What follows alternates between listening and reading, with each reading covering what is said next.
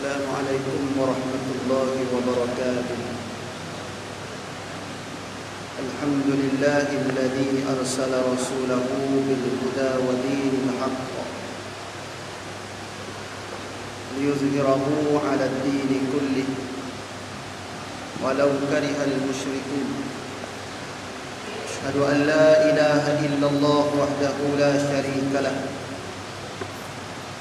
أشهد أن سيدنا محمدا عبده ورسوله. اللهم صل وسلم على حبيبنا وشفيعنا وقدوتنا محمد إمام المتقين وقائد الدعاة المجاهدين وعلى آله وأصحابه ومن اهتدى بهديه واستنى بسنته إلى يوم الدين. قال رب اشرح لي صدري ويسر لي أمري واحلل عقدة من لساني يفقهوا قولي. اللهم افتح علينا فتوح العارفين وارزقنا فهم النبيين وإلهام الملائكة المقربين في عافية برحمتك يا أرحم الراحمين. اللهم لا سهل إلا ما جعلته سهلا. رب يسر ولا تعسر. رب تمم بالخير. ولا حول ولا قوة إلا بالله العلي العظيم. ثم أما بعد. Alhamdulillah. Alhamdulillah, marilah sama-sama kita merofakkan setinggi-tinggi kesyukuran kita kepada Allah Subhanahu wa taala. Kerana dengan taufik serta hidayah Allah Subhanahu wa taala, kita masih lagi diberi peluang dan kesempatan oleh Allah Subhanahu wa taala sehingga sampai ke saat dan ketika ini kita diberi ruang dengan dipanjangkan umur oleh Allah Subhanahu wa taala, diberi kesihatan dan kelapangan masa sehingga kita boleh meneruskan ketaatan kita kepada Allah Subhanahu wa taala dengan sama-sama mengimarahkan masjid kita, dengan kita rukuk dan sujud kepada Allah Subhanahu wa taala melalui solat fardu maghrib yang telah disempurnakan dengan cara berjamaah. Dan pada masa yang sama kita berpeluang meneruskan kuliah maghrib kita pada malam ini. Mudah-mudahan hasil daripada pertemuan ini kita mendapat keampunan daripada Allah Subhanahu wa taala. Kita mendapat keberkatan dan rahmat Allah Subhanahu wa taala. Dan tuan muslimin, muslimat yang dirahmati Allah Subhanahu wa taala sekalian, insya-Allah pada malam ini sebagai persiapan untuk kita menikmati nikmat amal ibadah di dalam bulan Ramadan, seperti mana doa yang kita sudah pohonkan kepada Allah Subhanahu wa taala, Allahumma barik lana fi Sya'ban wa ballighna Ramadan.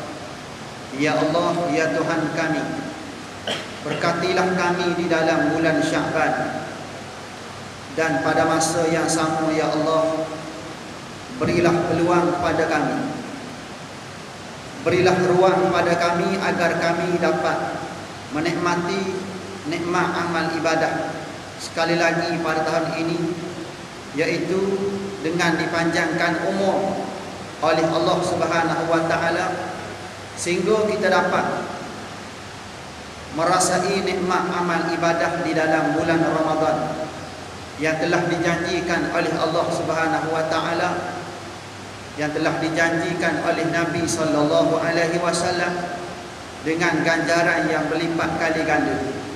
Ganjaran pahala sunat digandakan sampai level amalan fardu. Amalan fardu diangkat ke tahap 70 kali ganda, bahkan lebih daripada itu dengan kehendak Allah Subhanahu wa taala. Maka besar pada kita sebenarnya selaku muslim mukmin, bila mana kita diberi ruang sampai ke saat ini dalam keadaan sahabat-sahabat kita dijemput oleh Allah Subhanahu wa taala tiap-tiap hari. Yang muda dijemput, yang tua dijemput, yang sakit dijemput, yang sihat pun juga dijemput oleh Allah Subhanahu wa taala. Maka alhamdulillah kita diberi ruang kesihatan oleh Allah dan kita dapat rebut peluang ini untuk sama-sama kita mempersiapkan diri kita sebelum kita melangkah masuk ke medan ibadah bulan Ramadan. Moga-moga Ramadan kita pada tahun ini Ramadan yang terbaik, Ramadan yang menatijahkan diri kita sebagai hamba yang benar-benar bersih daripada segala jenis dosa dan noda, dan menjadikan kita seorang hamba yang benar-benar mendekatkan diri pada Allah Subhanahu wa taala. Perkara ini pernah disebut oleh Dr. Wajdi Ghani di dalam kitab beliau, Mada Taqbalu Ramadan, bagaimana kamu menerima Ramadan, wa mada qabla Ramadan, dan bagaimana kamu sebelum daripada tiba bulan Ramadan. Antara perkara yang paling besar pada kita bila mana kita berada sebelum bulan Ramadan, lebih-lebih lagi di saat-saat akhir dalam bulan Syakban, dah menghampiri kepada pertengahan bulan Syakban ini, maka pada kita persiapan yang paling utama iaitu persiapan dari segi sudut ilmu. Persiapan dari segi sudut ilmu tu yang paling besar. Yang lain kena persiapkan juga. Tubuh badan kita kena sihat, nak puasa ni. Yang paling besar kena persiapkan ilmu. Kerana apa? Kerana kita takut sejarah-sejarah lampau, sejarah-sejarah yang dah berlaku pada kita dan masyarakat kita sebelum ini, banyak mereka telah menjadi hamba kepada Ramadan, bukan jadi hamba kepada Allah Subhanahu wa taala. Nabi SAW pernah menyatakan, kun rabbaniyan wala takun ramadaniyan, atau kama. Jadilah kamu hamba yang rabbani, hamba yang sentiasa beribadah semata-mata mencari redha Allah Subhanahu wa taala, bukan kerana mencari redha manusia, bukan kerana pujian manusia, bukan kerana bayaran manusia, bukan kerana apa sahaja bentuk habuan dunia yang sedang ditawarkan pada hari ini. Iaitu hamba yang rabbani, hamba yang ibadahnya, hamba yang masuk dalam bulan Ramadan, sebelum Ramadan, selepas Ramadan, ianya melakukan ibadah semata-mata untuk mengharapkan redha Allah Subhanahu wa taala, semata-mata. Kerana apa? Kerana apabila kita dapat redha Allah, dengan sendiri kita dapat redha manusia. Apabila kita tolong Allah, kita ikut hukum hakam Allah, buat yang disuruh, tinggal yang dilarang, dunia ikut belakang kita tanpa diduga. Seperti mana kita baca dalam ayat 1000 dinar, wa man yattaqillah yaj'al lahu makhraja wa yarzuqhu min haitsu la yahtasib. Kita baca dan kita jadikan amalan harian kita. Kata Allah, dan barang siapa yang benar-benar bertakwa kepada Allah, yaj'al lahu makhraja, nescaya Allah Subhanahu wa taala akan susun jalan keluar pada kita semua. Siapa-siapa yang serah diri bulat-bulat pada Allah, benar-benar mengharapkan pertolongan Allah, benar-benar ikut undang-undang Allah Subhanahu wa taala, buat yang disuruh, tinggal yang dilarang dengan penuh keikhlasan, sekalipun pahit untuk ditelan. Dia telan juga. Kerana apa? Kerana itu perintah Allah, kerana itu larangan Allah. Dia tinggal juga walaupun nafsu kata nak buat, nafsu kata nak terlibat, tetapi dia tahu itu larangan Allah, lalu dia tinggal kerana Allah. Ni dia panggil takwa. Kata Allah, barang siapa yang benar-benar bertakwa kepada Allah, wa yarzuqhu min haitsu la yahtasib, dah diberikan jalan keluar satu bab Pada masa yang sama, tanda berkat, Allah Ta'ala bagi jalan keluar, Allah Ta'ala bagi rezeki kepada kita tanpa diduga, min haitsu la yahtasib, datang daripada keadaan tidak disangka-sangkakan. Tu hebat ketakwaan pada Allah. Kehebatan takwa kita pada Allah. Allah Ta'ala rezekikan pada kita dalam keadaan tidak diduga. Wang ringgit, harta benda melimpah ruah, Allah Ta'ala datangkan pada kita. Kesihatan tubuh badan kita Allah Ta'ala bagi. Allah Ta'ala bagi ruang panjang umur dalam keadaan taat. Ni dia panggil rezeki. Rezeki yang perlu kita zahirkan dengan tanda syukur yang tidak terhingga kepada Allah Subhanahu wa Ta'ala. Maka dengan sebab tu Nabi ingatkan kita, jangan kamu jadikan hamba kepada Ramadan, dan jadilah hamba kepada Allah Subhanahu wa Ta'ala. Kenapa? Kerana orang yang jadi hamba kepada Ramadan, sebelum Ramadan dia tak ada dalam misi ibadah pada Allah Ta'ala. Hanya musim Ramadan je dia timbul, dia bersemangat. Habis bulan Ramadan, habis. Ni hamba siapa ni? Ini hamba kepada Ramadan. Ini bukan hamba Allah Subhanahu wa Ta'ala. Habis bulan Ramadan, habis juga dia. Tak datang lagi masjid, tak baca Quran, tak sedekah, tak mari dengar kuliah lagi dah. Dalam bulan Ramadan dia datang masjid kerana ibadah sunnah, ibadah sunat yang ada dalam bulan Ramadan, iaitu solat sunat tarawih. Tarawih ni solat sunat. Kalau kita semayang di rumah pun tak ada masalah pun, tuan-tuan. Hukumnya sunat. Berjemaah hukumnya sunat. Ain ibadah tu sendiri sunat muakkad, hukum berjemaah juga sunat muakkad.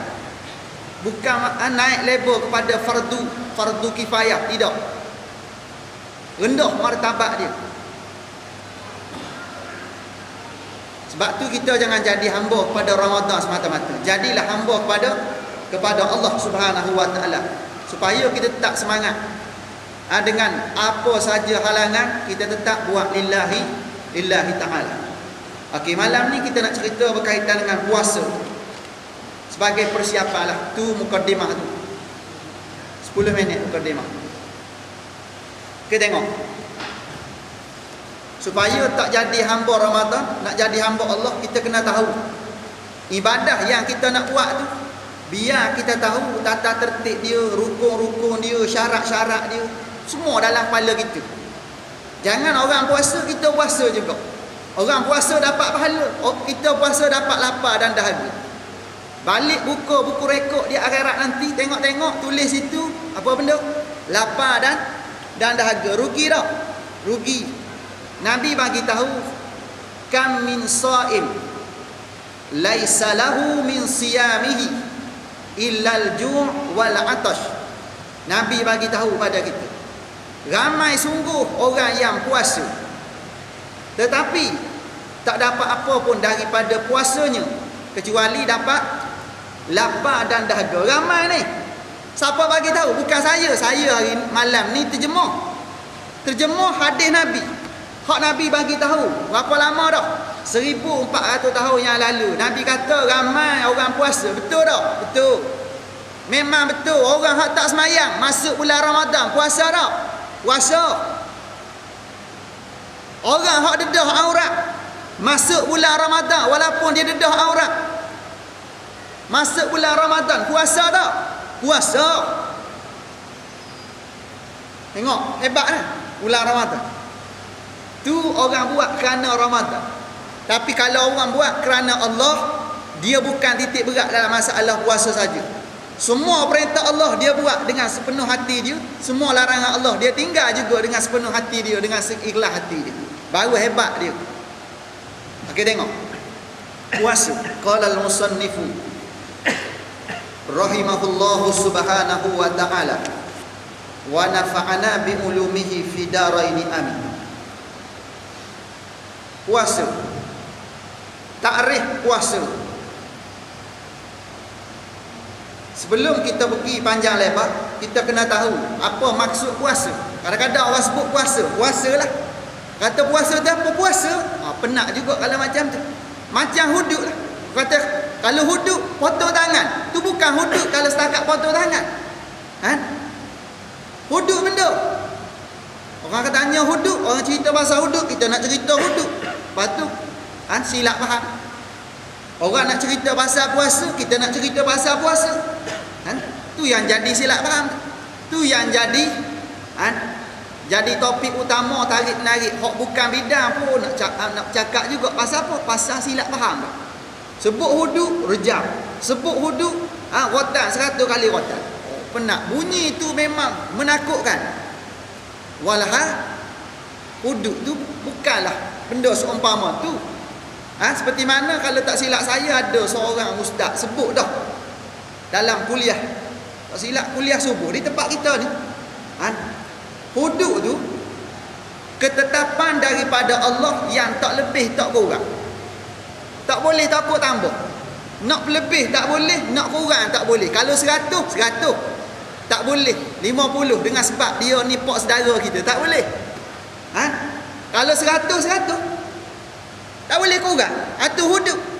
Maknanya ketetapan tu mana? Orang mencuri potong tangan.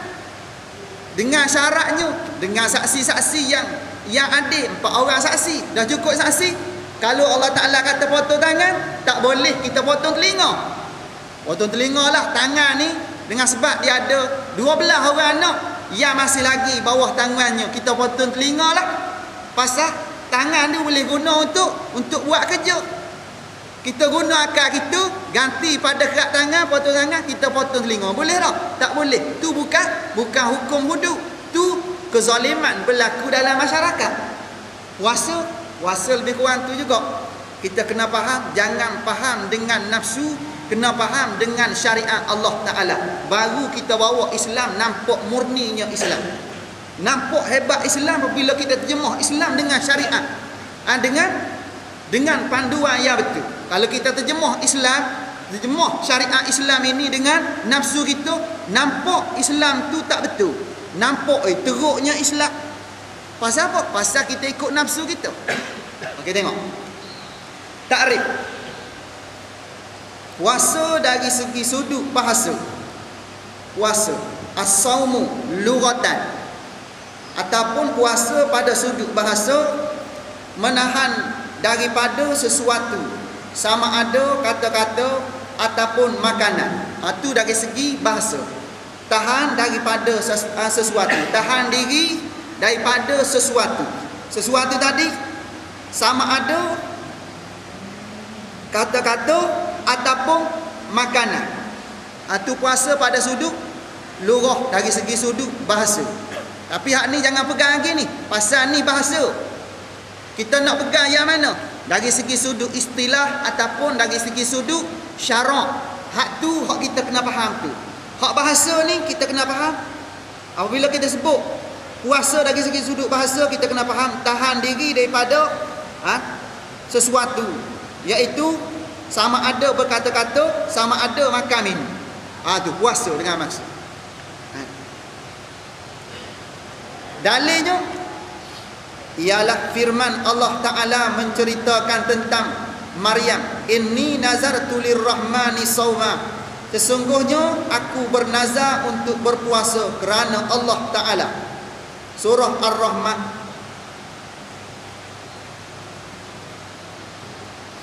Surah Maryam ayat 26.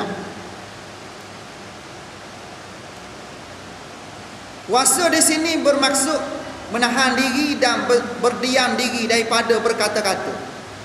Dengan nazar, dia nazar ni. Sesungguhnya aku bernazar untuk berpuasa kerana Allah yang maha pemurah, yang maha mengasihani. Dengan maksud nak tahan diri, setakat tu je. Dari segi sudut bahasa, tu pahaman dari segi sudut bahasa. Sama ada tahan daripada makan, tahan daripada bercakap. Sebab tu kita boleh ambil iktibar juga di sebalik pahaman dari segi sudut bahasa ni.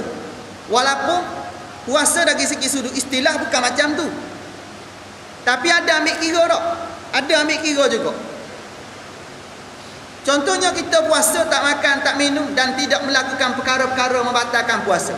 Tiba-tiba bercakap Cakapan kita tak jaga, duk mengumpat sana, fitnah sini, jadi tak puasa kita. Ambil maksud lurah, tak jadi, kosong ibadah puasa kita. Kosong ibadah kita. Pasal apa? Pasal kita tak jaga. Zahir puasa sah tak? Sah, kerana tak makan, tak minum dan tidak melakukan perkara membatalkan puasa. Secara hakikat, puasa kita tidak diterima oleh Allah Subhanahu Wa Taala dari segi sudut ganjaran pahalanya. Daripada masa ke semasa kurang. Dekat-dekat nak berbuka, tinggallah kuruh macam lidi pahala puasa. Pasal apa? Masa kita tahan diri daripada pagi sampai nak waktu maghrib, duk mengumpat sana, mengumpat sini, fitnah sana, pohon sini, lalas sekali pahala tu potong satu, lalas sekali, tinggal kecil, macam lidi. Kemuncak dia lepas asar pergi bazar Ramadan pula. Lepas asar pergi bazar Ramadan, tengok juru jual, dedah aurat, kita pun beli. Tepat orang dedah aurat, saya bagi tahu awal, jangan beli tuan-tuan. Jangan sokong orang yang cabar Allah Taala. Sama ada dalam bentuk kita beli barang dia. Jangan sokong. Cara jelas tu. Sebab tu kalau kita beli juga bukan tak boleh. Boleh, hukumnya makruh. Contoh, kedai Melayu ada, kedai Cina ada. Melayu ni Islam, Cina ni kafir. Contoh, tapi kalau Cina tu Islam, Melayu ni tolak Islam. Lebih baik kita beli kedai Cina Muslim. Kenapa? Kerana hubung kait dengan hakul Muslim alal Muslim. Hak orang Islam kepada orang Islam yang lain. Kita nak support dia. Maknanya kalau bertembung, ni kedai orang Islam, ni kedai orang kafir. Kalau kita lebih suka beli kedai orang kafir, hukumnya makruh. Kenapa? Kerana kita membangunkan ekonomi orang kafir. Sunat bagi kita tolong menolong sama Islam. Tapi kalau sama-sama Islam tadi yang langgar hukum Allah Ta'ala dalam keadaan kita tahu itu larangan Allah, jangan beli. Kalau kita beli juga, boleh balik makan, juadah berbuka puasa. Tetapi hukumnya tetap makruh.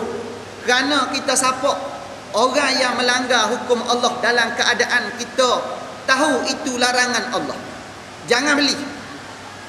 Sebab tu ni bagi tahu awal ni. Kalau beli juga tak tahu nak cerita apa tuan-tuan. Cerita kuliah bagi tahu, dalam kuliah bagi tahu dah. Beli juga. Nak bagi lebih-lebih kan, ustaz, nak dekat-dekat nak puasa ni, berhentilah bercakap laser. Tak bercakap laser tu malam ni tu. Dah bagi tahu dah, buat juga. Nak kata tak dengar kuliah. Nak kata tak dengar. Maknanya tepuk dada tanya iman kita lah. Tepuk dada tanya iman kita. Kan kita ni hamba Allah, yang ada nikmat iman, yang ada nikmat Islam. Hak ni besar ni, yang perlu kita suburkan daripada masa ke semasa. Okey. Puasa dari segi sudut syarak ataupun dari segi sudut istilah, hak kita nak faham, nak bawa dalam bulan Ramadan nanti hari ni, hak kena faham dan nak jadikan amalan kita dalam bulan Ramadan nanti. Dan kalau kita puasa sunat dah ni, kalau sebelum ni puasa sunat dah, Isnin Khamis puasa, ataupun dalam bulan Rejab, dalam bulan Syakban ni, kalau kita tengok pada hadis Nabi, antara puasa sunat yang Nabi paling banyak puasa, iaitu dalam bulan ni sekarang. Bulan apa ni? Bulan Syakban. Dalam bulan Syakban, antara puasa sunat yang Nabi paling banyak puasa, iaitu puasa sunat dalam bulan Syakban. Kena puasalah tuan-tuan. Jangan tunggu nisfu Syakban baru nak puasa. Malam nisfu Syakban nak baca Yasin 3 kali. Nabi tak ajar pun macam tu, tapi larang tau. Tak larang buat, nak buat daripada berkaraoke tu. Daripada buat karaoke, elok baca Yasin. Betul tak? Ni masalah ni Yasin baca karaoke pun buat juga. Tu penat. Penat tak? Penat. Syarat Allah Ta'ala nak terima amalan, jangan cabar Allah. Cabar individu tak apa tak? Tak apa. Kalau cabar Allah tak boleh. Kerana kita menumpang bumi Allah. Tidak gitu ni. Maka tuan-tuan, kalau kita nak ibadah dalam bulan Syakban, jangan tunggu hari-hari tertentu dulu. Tunggu malam nisfu Syakban baru nak baca Yasin 3 kali. Malam lain tak datang masjid. Malam lain tak mari masjid. Walaupun dengar rumah kita tak sampai 10 langkah. Malam nisfu Syakban mari. Kerana apa? Kerana malam ni malam yang penuh dengan barakah, disusun oleh ulama dengan amalan bacaan Yasin berapa kali dah? 3 kali. Ni ulama susun tu, bukan ular dalam semua. Ni kerja ulama ni tuan-tuan. Daripada kita sibuk dengan benda-benda lain, boleh buat tak? Boleh buat. Ni masuk dalam bab bid'ah. Bid'ah apa ni? Bid'ah hasanah dalam mazhab Syafi'i cerita. Sebab tuan-tuan, hadis yang mengatakan kullu bid'atin dalalah, bukan semua jenis benda baru. Dengan maksud bukan semua benda baru. Maknanya selagi mana benda baru tu ada sandaran kebaikan dia, walaupun tidak ada dalil secara qat'i, ada kiasan kepada kebaikan. Bila mana bertembur dengan benda yang lebih teruk, maka ia lebih baik daripada hak teruk tu. Mana dia? Baca Yasin malam Jumaat. Boleh. Nak ambil. Daripada karaoke. Kena macam tu kan. Sebab kullu di sini dengan maksud bukan kullu jam'i. Bukan dengan maksud semua benda-benda baru bid'ah berlaku. Kalau bid'ah berlaku tuan-tuan, kita kuliah malam ni tak ada pembesar suara. Tidak ada rakaman ni. Ni bid'ah berlaku. Apa tu? Tutup mic belaka. Pasal apa? Pasal bid'ah. Tak payah guna pembesar suara belaka. Maknanya bid'ah ada pada hari ini kita boleh pecahkan. Ada bid'ah hasanah, ada bid'ah dalalah. Hak dalalah mana? Hak dalalah kita buat kenduri kahwin. Minta maaf ni tak ada kena-mengena mana-mana. Jangan pula ustaz ni nak bang mana pula malam ni. Dah. Bukan nak bang siapa-siapa tuan-tuan. Ni tak ada kena-mengena dengan yang hidup ataupun yang telah mati. Maknanya kalau kita buat kenduri kahwin, kita buat majlis persandingan, makan beradab, lepas tu tabur beras kunyit, lepas tu buat renjis-renjis. Boleh buat tak? Tabur beras kunyit boleh buat kalau ada ayam. Kalau ada ayam sekali tu, ada situ tabuk. Ayam berkata, Allah hebat hari ni, dia kata ada perisa kunyit. Kalau hari lain beras kosong, hari ni ada perisa. Perisa apa tu? Rasa kunyit, beras kunyit. Sila tabuk. Tapi kalau dengan tujuan nak halau iblis, nak halau jin tak lari dengan benda macam ni dah. Tu nak tarik jin dengan cara macam tu. Tu satu benda khurafat yang boleh rosakkan akidah kita, yang boleh hapuskan amal ibadah kita punya amal kelebihan. Pahala tu boleh hilang dengan sebab kita buat benda-benda khurafat macam ni. Tu sama juga dengan renji-renji. Renji-renji. Ambil situ. Apa dia panggil apa? Renji-renji Tepung tawar. Pernah buat tak? Macam pernah buat tak pernah Bagus. Muslimah bagus. Tak pernah buat. Kalau dah buat, tak apalah, kita balik pangkal jalan belaka. Pasal sebelum ni kemungkinan tak tahu. Malam ni tahu dah ni. Tu benda-benda yang bercanggah dengan syariat kerana tasyabuh dengan amalan dalam agama Hindu. Ni upacara ibadah dalam agama Hindu. Jangan kita ambil letak dalam agama kita. Kerana dia bercanggah dengan syariat. Tuan-tuan, jangan campur aduk benda-benda gitu. Sebab tu malam nisfu Syakban pula. Jauh ni ustaz pergi ni cerita puasa ni. Tak apa lah. Malam nisfu Syakban siapa nak buatlah. Nak baca Yasin sekali pun tak apa. Nak baca 3 pun tak apa. Tapi kalau nak baca 3 dengan niat sekian-sekian, Allah tuan-tuan, jangan khususkan niat pada bab-bab tertentu. Tetapkan iman, panjangkan umur semata-mata. Umumkan sikit tuan-tuan. Dengan niat kita minta segala-gala yang bawah kekuasaan Allah Subhanahu Wa Taala, kita minta. Nak baca sekali pun tak apa, nak baca banyak kali pun tak apa, lebih pada 3 pun tak apa. Jangan terlepas Allah, rasa berdosa tu masuk dalam bid'ah, dalalah tuan-tuan. Kerana kita memperwajibkan benda yang tak wajib. Sampai satu tahap kita qada.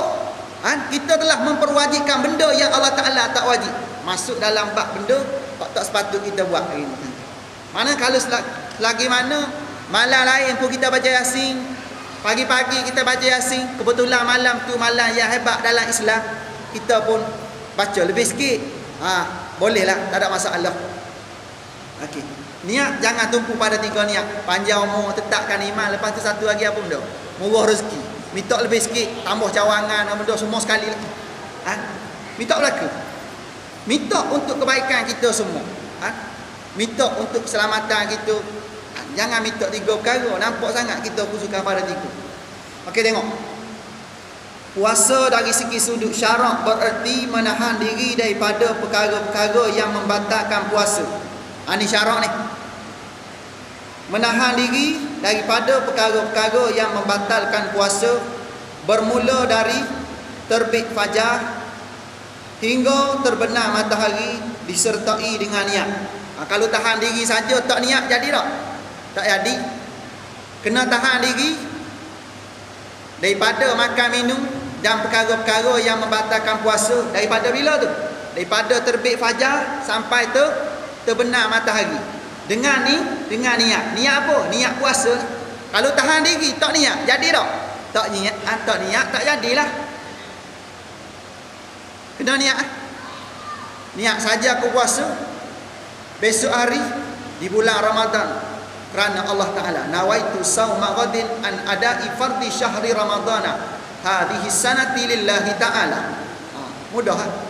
Saja aku puasa besok hari di bulan Ramadan kerana Allah Taala. Kira tu. Niat bila tu? Waktu malam. Sebelum menjelang fajar. Sebelum masuk waktu subuh. Sebab tu dalam masyarakat kita selepas tarawih kita bagi tahu pada ahli jemaah, kita niat puasa ramai-ramai. Tu bukan niat tu, macam tu. Tu lafaz niat puasa. Nawaitu sauma ghadin an ada'i fardhi syahri ramadana hazihi sanati lillahi ta'ala. Tu lafaz niat. Niat duduk di mana? Niat duduk di dalam hati kita. Niat dalam hati. Cuma lafaz tadi nak mengingatkan kita. Lafaz nak mengingatkan kita. Dalam mazhab Syafi'i hukumnya sunat kita tuturkan lafaz, dan hak wajibnya mana? Di dalam hati. Tak masuk lagi. Kena tahan diri. Tahan diri daripada perkara-perkara membatalkan puasa. Daripada terbit fajar. Bila terbit fajar? Masuk waktu subuh sampai terbenam matahari. Bila terbenam matahari? Masuk waktu maghrib. Itu ruangan tahan diri daripada perkara membatalkan puasa. Makan, minum dan perkara membatalkan puasa disertai dengan niat pada waktu malamnya. Itu puasa pada sudut syarak ataupun pada sudut istilah. Hak mesti kita ambil faham. Sejarah pensyariatan puasa. Sejarah ni tak ceritalah tuan-tuan, pasal kitab ni panjang. Sebab kuliah saya ni semalam ada satu lagi, takut-takut tak sempat nak habis. Dalil dia disyariatkan puasa. Okey, ambil dalil. Dalil disyariatkan puasa. Ada dalil tak? Dalam Islam setiap apa yang Allah Ta'ala perwajibkan kita ada dalil tak? Ada dalil. Puasa ada dalil tak? Ada lah. Ada dalil. Dalilnya mana? Dalil difardukan puasa pada bulan Ramadan ialah firman Allah Ta'ala dalam surah Al-Baqarah ayat 185. Tuan-tuan boleh rujuk. Syahrul Ramadan alladhi unzila fihi al-Quran hudan linnas wa bayyinatin minal huda wal furqan faman syahida minkumus syahra falyasum. Masa yang diwajibkan berpuasa ialah bulan Ramadan yang padanya diturunkan Al-Quran, menjadi petunjuk bagi sekalian manusia dan menjadi keterangan-keterangan yang menjelaskan petunjuk serta menjadi pembeza antara yang benar dengan yang salah. Itu Quran. Turun bila? Bulan Ramadan. Bulan Ramadan ni bulan puasa. Oleh itu kata Allah, sesiapa antara kamu yang menyaksi anak bulan Ramadan atau mengetahuinya. Menyaksi maksudnya dia tengok anak bulan dengan mata kepala dia. Wajib puasa tak? Wajib puasa. Ataupun mengetahui ni macam mana? Dia tak tengok anak bulan. Dia tak naik bukit teropong sendiri. Cuma dia dengar daripada pengumuman penyimpan maha besar raja-raja. Kan? Penyimpan maha besar raja-raja, dia umum. Besok puasa. Walaupun kita tak tengok dengan mata kepala kita hanya balik buka TV, dia war-warkan, dia umum, kita dengar ataupun kita dengar pengumuman tadi daripada orang yang mendengarnya. Mana dia? Kita dengar daripada isteri kita. Kita tak dengar sendiri penyimpan maha besar. Kita dengar daripada orang yang kita percayai. Maka besok kena puasa. Wajib puasa ketika itu. Maka hendaklah dia puasa bulan itu. Jangan pula tunggu tengok anak bulan. Kalau tunggu tengok anak bulan, alamatnya tak nampak kita. Bila nampak? Anak bulan umur 3 hari baru nampak. Oh tu dia. Baru nak puasa kita. Tak jadi macam tu. Kan kita ni ada majlis fatwa, ada bahagian falak syar'i. Dia naik bukit tengok tuan-tuan, dia balik naik tengok ketetapan satu hari bulan anak bulan Ramadan ni tuan-tuan melalui ru'yah dan hisab, mengikut pengamalan biasa dalam masyarakat kita.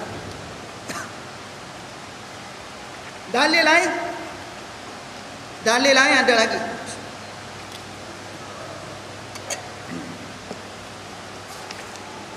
Dalil lain Allah Subhanahu wa taala menyatakan dalam surah Al-Baqarah juga ayat 183. Ya ayyuhallazina amanu kutiba alaikumusiyam kama kutiba alal ladzina min qablikum la'allakum tattaqun.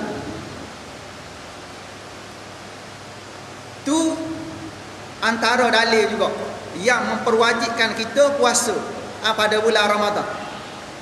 Allah Ta'ala ajak kita semua sebagai orang beriman, wahai orang-orang yang beriman, difardukan ke atas kamu puasa. Puasa apa ni?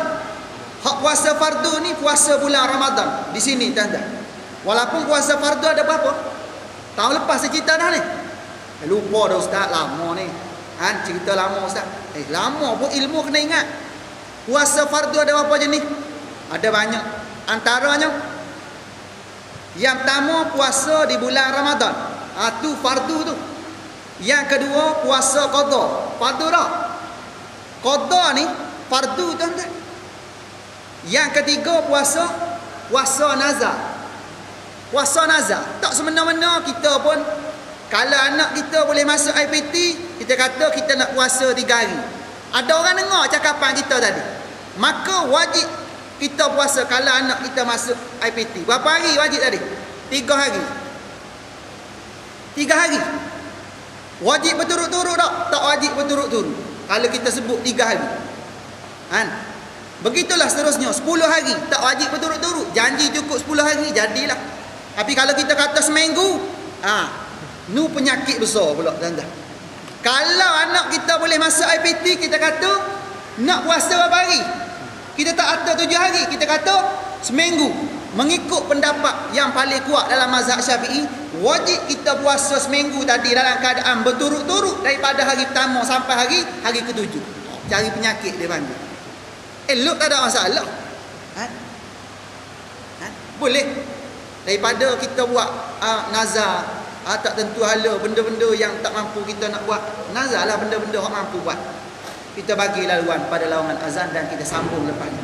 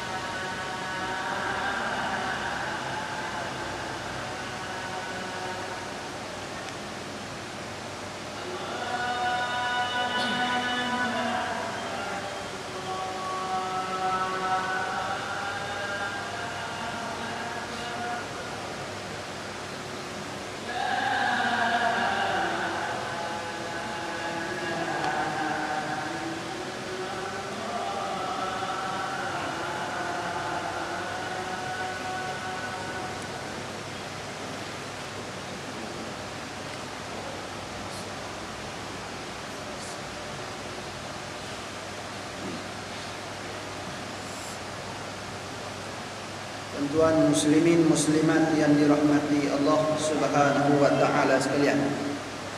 Wahai orang-orang yang beriman, diwajibkan ke atas kamu berpuasa sebagaimana diwajibkan ke atas orang-orang yang terdahulu daripada kamu, supaya kamu bertakwa kepada Allah Subhanahu wa taala. Al-Baqarah ayat 183. Ini salah satu dalil berkaitan dengan kefarduan puasa di bulan Ramadan, dengan tujuan tampilkan diri kita sebagai hamba yang benar-benar bertakwa pada Allah. Orang dulu Allah Ta'ala perintah dah puasa, tapi bukan puasa bulan Ramadan. Puasa bulan Ramadan ni untuk kita je. Untuk siapa? Untuk kita umat Muhammad, umat Nabi Muhammad sallallahu alaihi wasallam. Umat dulu tak ada puasa bulan Ramadan ni. Umat Nabi-Nabi terdahulu tak ada puasa bulan Ramadan. Dia tidak ada puasa Aidil Fitr, tidak ada hari raya Aidil Fitr, tak ada. Tu ketentuan bagi umat Nabi Muhammad sallallahu alaihi wasallam. Walaupun mereka dulu puasa dah, puasa juga, tapi puasa mengikut syariat mereka. Tak sama dengan puasa bulan Ramadan. Kan? Tapi tujuannya sama lebih kurang. La'allakum tattaqun. Orang dulu la'allakum tattaqun. Kita hari ni nak bina diri supaya melalui puasa ni kita selesai puasa, melalui tarbiyah puasa, melalui madrasah Ramadan ataupun IPT Ramadan, selesai Ramadan kita berjaya dengan 10 ijazah. Ijazah apa ni? Ijazah la'allakum tattaqun. Ijazah ketakwaan daripada Allah Subhanahu wa taala. Hak tu kita nak bersih daripada dosa, dengan sebab kita mendapat nilai takwa daripada Allah Subhanahu wa taala. Tu hak kita nak cari sebenarnya. Tu sebagai dalil. Antara dalil daripada hadis Nabi sallallahu alaihi wasallam menyatakan buniyal Islamu ala khamsin: syahadati an la ilaha illallah wa anna Muhammadar Rasulullah wa iqamis salah wa ita'iz zakah wal haji wa saumi Ramadan. Hak ni susunan adalah hadis ni. Dalam hadis lain ada susunan yang lain. Antashhada an la ilaha illallah wa anna Muhammadar Rasulullah wa tuqimas salah wa tu'tiyaz zakah wa tasuma Ramadan wa tahujjal bait man istata'a ilaihi sabila. Cuma susunan yang berbeza mengikut riwayat yang berlainan. Yang ni hadis riwayat Imam Bukhari dan Muslim dan lain hadis sahih. Susunan macam ni. Islam dibina atas 5 perkara. Terbinanya Islam dengan 5 perkara ni sebagai rukun. Maknanya kalau tak cukup hak 5 ni, tak sempurna Islam itu. Yang pertama, mengakui bahawa tiada Tuhan yang disembah melainkan Allah dan Nabi Muhammad sallallahu alaihi wasallam adalah utusan Allah. Itu mula-mula sekali. Mendirikan sembahyang. Yang kedua, 3 mengeluarkan zakat. Yang keempat puasa bulan Ramadan. Yang kelima mengerjakan haji. Tapi dalam hadis ni letak yang keempat menunaikan haji dan puasa pada bulan Ramadan duduk di yang kelima. Maknanya cukup juga 5 perkara.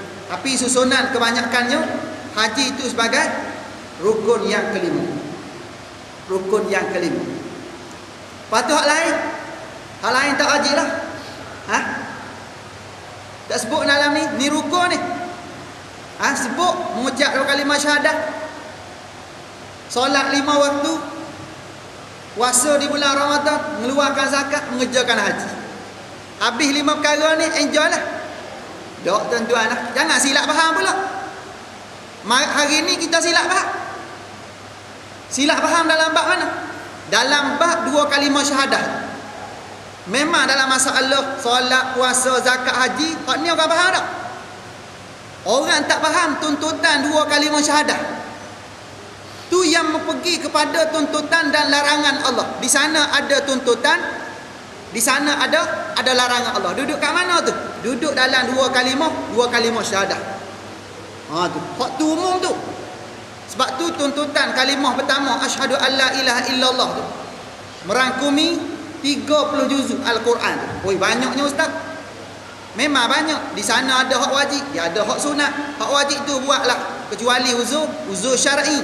Hak sunat tak mampu buat semua, jangan tinggal semua. Kan Nabi ajar banyak tuan-tuan. Kan? Hak sunat ada, hak wajib ada.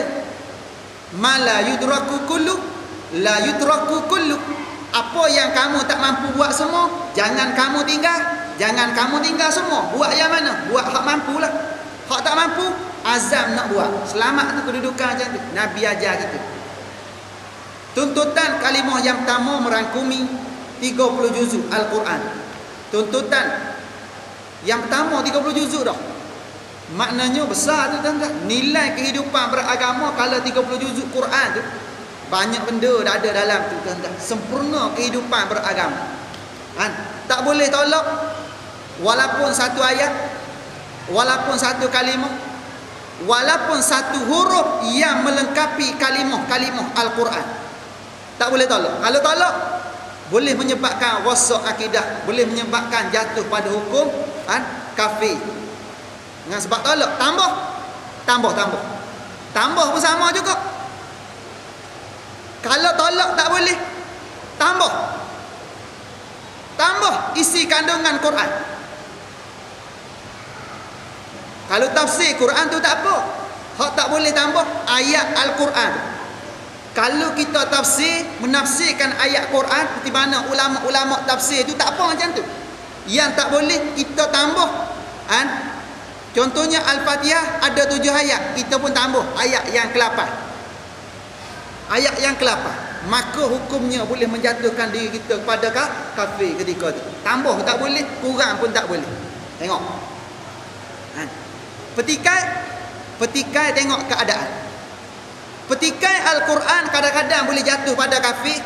Petikai Al-Quran kadang-kadang boleh jatuh pada hukum fasik, lagi dosa besar. Tengok.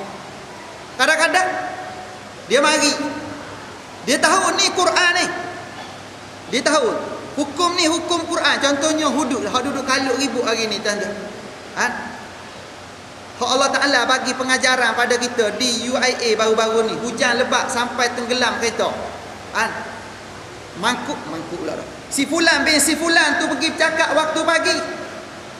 Allah Ta'ala bayar kes pada waktu petang. Tenggelam. Pernah berlaku tak? Tak pernah berlaku sehayat hidup kita. Ni musim bukan musim banjir ni. Ni musim apa ni? Musim panas. Tapi dengan sebab si fulan bin si fulan ni pergi bercakap macam tu, dia cabar keadilan Allah Ta'ala, maka Allah Ta'ala marah, Allah Ta'ala murka, Allah Ta'ala zahirkan dengan turunkan banjir yang tenggelamkan kereta. Apa tu? Kena celek mata kita tu. Ni bencana alam ustaz. Bencana alam selalu. Allah Ta'ala nak bagi pengajaran pada kita, nak suruh kita buka mata, buka minda, celek mata hati kita supaya balik kepada Allah Subhanahu Wa Ta'ala. Tak boleh kita main cabar-cabar. Kalau kita cabar dalam keadaan tolak, dalam keadaan tak meyakini ini jalan Allah, ini jalan keluar Allah, maka hukumnya kafir. Tapi kalau kita ejek, tahu ni hukum Allah, tapi dia kata dengan negara majmuk macam ni tak apa nak sesuai. Ataupun kita kata dengan bahasa hari ni, kita kata belum belum bersedia lah itu. Berapa lama persiapan tu? 50 tahun lebih tak bersedia lagi. Lama persiapan. Belum kondusif dia panggil. Tu dia. Lama punya persiapan. Maka hukumnya hukum fasik orang macam ni tuan-tuan. Hukum fasik. Kita nak usaha ke arah tu. Walaupun berperingkat, buat dulu. Luluh dulu. Buat. Allah Ta'ala tak tanya tuan-tuan lah. Setakat buat hukum hudud, berapa orang dah kena potong tangan? Tak tanya tu. Berapa orang dah kena rejam? Tak tanya. Berapa orang kena watak 100 kali watak? Allah Ta'ala tak tanya yang tu. Allah Ta'ala tanya, kamu pegang amanah atas muka bumi. Nabi bagi tahu, kullukum ra'i wa kullukum mas'ulun an ra'iyati. Kita ni pemegang amanah atas muka bumi. Sebagai khalifah atas muka bumi, maka Allah Ta'ala tanya kita, apa hak kamu buat bila mana kamu diberi kuasa. Bila mana kamu diberi kuasa memerintah negeri, apa kamu buat? Bila mana kamu diberi kuasa memerintah negara, apa yang kamu buat? Kena tanya kita. Sedangkan hukum tu ada dalam Quran. Maka jawablah depan Allah Ta'ala. Maknanya kadang-kadang boleh menyebabkan fasik, boleh menyebabkan kufur pada Allah Ta'ala. Kedua-duanya wal-iyazubillah, minta jauh daripada terlibat dengan kita. Biarlah apa yang berlaku tuan-tuan, biarlah kita antara orang yang teguh pendirian, sokong, sekalipun pahit, sekalipun apa di luar sana berlaku, biarlah kita tetap dengan pendirian kita, dengan akidah kita, akidah ahli sunnah wal jamaah, berpegang dengan Al-Quran dan sunnah. Walaupun seolah-olah kita pada hari ini dipandang sinis, dipandang seolah-olah pelik, berpegang dengan Quran sunnah dipandang pelik sama hari ni, tak apa, biarlah kita macam tu. Kenapa? Kerana Nabi bagi tahu, fatuba lil ghuraba kama bada'a. Dalam satu hadis Nabi bagi tahu, bada'al islamu ghariba wa sayaudu ghariba fatuba lil ghuraba kama bada'a atau kama qala. Nabi bagi tahu permulaan Islam itu dalam keadaan dagang, dalam keadaan dipandang sinis, dalam keadaan tak ramai orang nak ikut Islam. Lepas tu Islam bangkit tuan-tuan. Islam bangkit selepas hijrahnya Nabi dan para sahabat ke Madinah, sehingga tampil sebagai negara Islam pertama di dunia, Madinah Al-Munawwarah. Sehingga Islam dapat menakluki Rom dan Parsi, sehingga Islam ke seluruh dunia. Lalu Nabi bagi tahu, walaupun Islam dalam keadaan macam tu, dalam keadaan dagang, wasayaudu ghariba, naik dah. Ingat, akhir-akhir ni dia akan balik dalam keadaan mana ni? Balik dalam keadaan pelik pula, dalam keadaan dagang pula, dalam keadaan dipandang sebelah mata pula. Di zaman kita hari ni. Lalu Nabi sebagai berita gembira pada kita, Nabi kata, fatuba lil ghuraba kama bada'a. Bergembiralah orang-orang yang kekal dalam keadaan dagang. Bergembiralah, kemenangan besarlah orang-orang yang masih boleh lagi bersabar, boleh bertahan dengan syariat Allah, walaupun dalam keadaan dipandang sini, dalam keadaan dipandang sebelah mata, dia tetap dengan hukum hakam Allah Subhanahu wa taala. Nabi kata kejayaan besar, bergembiralah bagi orang-orang yang masih lagi boleh bertahan dengan cara macam ni. Kena sabar sikit lagi lah kita, tuan-tuan. Dan penghuni-penghuni syurga ni, tuan-tuan, minoriti ke majoriti? Minoriti, tuan-tuan. Nabi kata umatku di akhir zaman nanti akan berpecah 73 puak. Semuanya dihumbangkan ke dalam neraka kecuali satu puak, satu golongan, iaitu golongan yang masih kuat pegangan mereka, masih teguh pegangan mereka dengan akidah ahli sunnah wal jamaah. Hebat, tuan-tuan. Sebab tu syukurlah, berterima kasihlah kita pada Allah, kita dilahirkan dalam Islam. Kita diberi ruang sampai saat dan ketika ini, boleh belajar, boleh istiqamah dengan program ilmu, boleh berjemaah di masjid dan di mana-mana. Syukur pada Allah Subhanahu wa taala. Okey, seterusnya, tuntutan yang kedua iaitu Muhammadur Rasulullah. Muhammadur Rasulullah merangkumi semua hadis-hadis Nabi. Tu tuntutan tu. Tuntutan. Mana dia? Semua hak Nabi ajar kita, semua sunnah-sunnah Nabi, sama ada dalam bentuk ucapan Nabi, sama ada dalam bentuk perbuatan Nabi, sama ada dalam bentuk sifat Nabi, sama ada dalam bentuk takrir daripada Nabi. Berapa ada? 4 ada. Perbuatan, ucapan, sifat dan takrir daripada Nabi. Takrir ni hak mana pula? Tak pernah dengar pun, Ustaz. Takrir ni apa hak sahabat buat, Nabi tak larang dan Nabi tak suruh. Itu takrir. Maknanya semua sunnah-sunnah Nabi tu tuntutan. Bila mana kita mengucap 2 kalimah syahadah, tuntutan daripada kalimah yang kedua, wa anna Muhammadar Rasulullah. Kena buat. Jangan kita rasa cukup Islam dengan cara kita sembahyang, puasa, zakat, haji. Tak kira lah siapa nak memerintah negara pun lantak dia lah. Janji kita boleh. Janji kita boleh semayang, boleh puasa, boleh pergi haji. Boleh apa? Boleh keluarkan zakat elok ya. Lantak siapa nak memerintah negara, nak memerintah negeri. Hak tu tak betul dalam Islam. Islam ni tuan-tuan, Nabi ajar kita tuan-tuan, agama dengan bernegara, dengan memerintah negara ni benda yang kena berjalan seiring tuan-tuan. Sebab tu Nabi pergi Madinah tuan-tuan, Nabi bina masjid. Dengan bina masjid tadi, Nabi satukan para sahabat di masjid dengan akidah Islamiyah.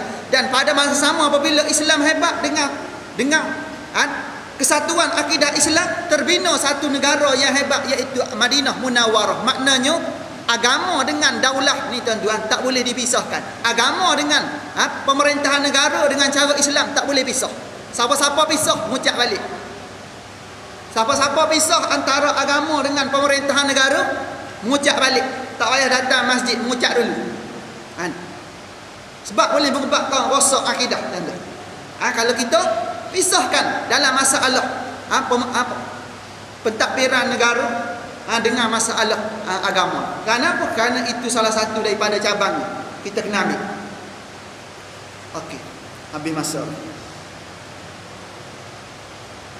Hukum meninggalkan puasa Ramadan tanpa keuzuran. Ini akan datang. Akan datang ni bila ni minggu keempat, hari Rabu. InsyaAllah kalau panjang umur dan diberi kesihatan oleh Allah Ta'ala. Dan saya minta tuan-tuan persiapkan soalan-soalan. Soalan-soalan yang kemungkinan kita akan hadapi dalam bulan Ramadan. Tuan-tuan tanya awal. Jangan tanya dalam bulan Ramadan. Tanya sebelum bulan Ramadan. Ni masuk bulan Ramadan baru nak tanya. Dah terbabah baru tanya. Tak jadi tuan-tuan. Dia kena sebelum masuk bulan Ramadan belajar. Hak tak tahu kita kena tanya orang tahu. Fasalu ahla dzikri in kuntum la ta'lamun. Maka tanyalah orang yang tahu kalau kamu tak tahu. Kalau kita rasa keliru, tanya. Nak tanya, bagi jelas dalam keadaan kita puasa Ramadan dengan ilmu yang kita dah ada. Anak macam tu. Jadi tuan-tuan, sebelum saya tutup ada soalan tak?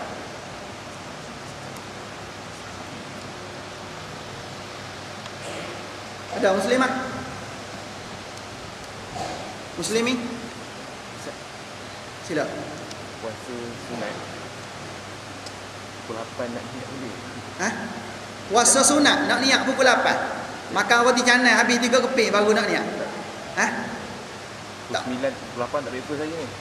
Tak breakfast lagi. Okey, tengok. Ada jawapan dia. Okey. Puasa sunat. Puasa sunat ni boleh kita niat walaupun selepas daripada waktu terbit fajar. Mengikut pendapat yang kuat dalam mazhab Syafi'i, boleh kita niat selagi mana tidak didahului oleh makan minum. Dah masuk waktu subuh dah, tapi kita tak minum air lagi, tak makan nasi goreng lagi, tak pergi kedai mamak makan roti canai lagi. Tiba-tiba pukul 8.30 nak puasa ni. Kita pun niat saja aku puasa hari ni, hari Isnin, puasa sunat lillahi ta'ala. Boleh? Jadi tak? Jadi. Jadi. Syarat mengikut pendapat yang kuat. Kalau tak silap saya, ini pendapat muktamad dalam mazhab Syafi'i. Ataupun pendapat masyhur, tak silap, kena rujuk balik. Ni yang kuat. Boleh selagi mana tidak mendahului dengan perkara-perkara membatalkan puasa ataupun makan minum. Mana? Perkara membatalkan puasa banyak ni. Masukkan sesuatu dalam rongga yang terbuka, ataupun makan minum. Tak mula lagi dengan perkara tersebut, boleh niat sekalipun dah masuk pukul 8.30. Syarat dia lagi selagi mana belum gelincir matahari, selagi mana belum masuk waktu zuhur. Itu pendapat yang kuat dalam mazhab Syafi'i. Pendapat kedua kata memadai niat puasa sunat selagi mana belum masuk waktu zuhur, dan selagi mana walaupun kita sudah makan sedikit daripada makan minum. Ada juga pendapat macam tu, tapi ini pendapat dhaif. Hak boleh buat, hak saya jawab mula-mula tadi tu sebagai pegangan kita. Dalam kitab Mutla'il Badrain. Kalau nak rujuk tuan-tuan dalam bab puasa, tuan-tuan boleh rujuk tu antara kitab yang paling mudah. Dalam tulisan Jawi ada, dalam tulisan Rumi pun ada tuan-tuan pada hari ini. Mudah nak rujuk. Boleh rujuk. Maknanya boleh. Lupa nak puasa, lupa nak niat pada waktu sebelum subuh, boleh niat selepas subuh. Boleh. Tapi kalau puasa bulan Ramadan, tak boleh. Kena niat pada waktu malam, iaitu sebelum menjelangnya waktu subuh. Kena niat. Wajib niat pada waktu malam, dan dalam mazhab Syafi'i pada tiap-tiap malam. Dalam mazhab Maliki memadai pada permulaan hari puasa, malam puasa. Saja aku puasa sebulan bulan Ramadan pada tahun ini lillahi ta'ala. Besok lupa, lusa lupa. Dah kira memadai. Tu taklid mazhab Maliki. Dalam mazhab Syafi'i kena tiap-tiap malam baru jadi. Ya, sambung dalam pertemuan kita akan datang. Saya minta tuan-tuan persiapkan soalan-soalan kalau tuan-tuan nak tanya. Hak keliru lah. Jangan tanya hak tak keliru. Hak rasa tanda tanya, tanya ketika tu. Jadi sekadar itu saja apa yang baik daripada Allah Subhanahu Wa Taala, yang kurang kelemahan dan kejahilan saya sendiri. Mohon maaf, mohon ampun di atas segala kekurangan dan ketelanjuran. Siru ala barakatillah. Assalamualaikum warahmatullahi wabarakatuh.